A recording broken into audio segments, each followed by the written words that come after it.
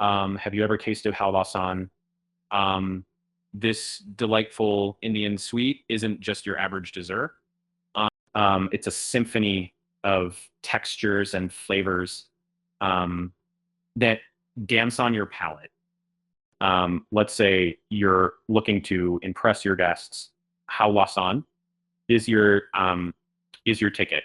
But what's the secret sauce? It's actually a combo of a few humble ingredients found in most kitchens. And trust me, if you whip this up, everyone will wonder which sweet shop you sneaked off to. Starting with the base ingredients, you'll need wheat flour, ghee, sugar. Sounds simple, right? The magic lies in the preparation. Picture brown golden wheat flour sautéing in ghee. It's nutty aroma filling your kitchen. This is the first crucial step that sets the tone for your halwasan. You want to get that flour to a deep golden hue. Time consuming, yes, but worth every minute. Now, here's the less talked about pain point. Achieving the perfect texture. You don't want it too dry or excessively gooey. The trick is in understanding when the mixture begins leaving the sides of the pan. Sounds mystical, I know, but you'll grasp it with practice. Think of it like the moment you realize a gooey brownie is perfectly done. Precise and rewarding. Once you master the base, you stir in mawa.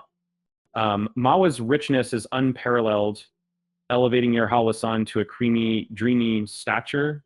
Can you use substitutes? Sure, but it won't be the same. Think of mawa as a heartbeat of this dish. Without it, you have a sweet, but not halwasan. Ever wondered why cardamom is a staple in Indian desserts? Its complex aroma is the unsung hero that pulls everything together. Toss a pinch into your halwasan mixture, and you'll see what I mean. It's like the unexpected plot twist in a movie that just makes everything work. Don't skip this step. This spice is worth hunting down. The mix-ins, like nuts, bring us to a choice moment. Almonds, cashews, maybe even pistachios, if you're feeling fancy. They provide a delightful crunch amidst the chewiness. Make sure they're roasted to perfection. This isn't just decoration. It's the crescendo in your halwasan experience. A small touch with a big impact. Now, a local pro tip, if you're in Portland like me, you might want to tone down the sweetness. Some folks here aren't sugar fiends.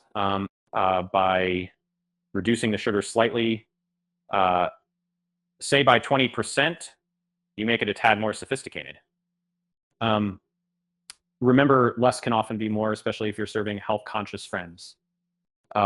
Once everything's mixed, the waiting game starts. Halwasan needs to cool to set, which I admit can test your patience. However, slicing warm halwasan is a surefire way to let it crumble. Think of it as letting a freshly baked pie cool. Essential, if exasperating. And just trust the process.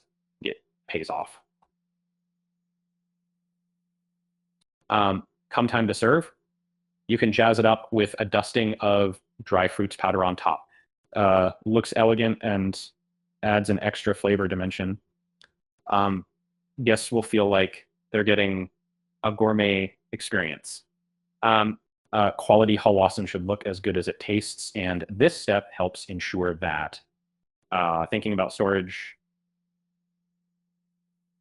Safe bet is to keep your halwasan in an airtight container.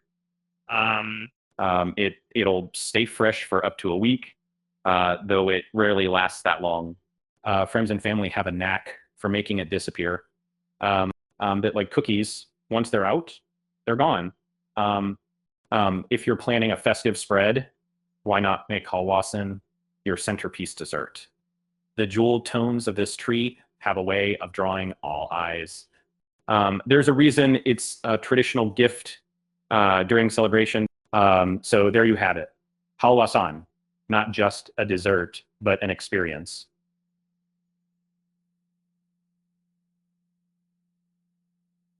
To conclude, remember that the best thing about cooking is sharing it with others.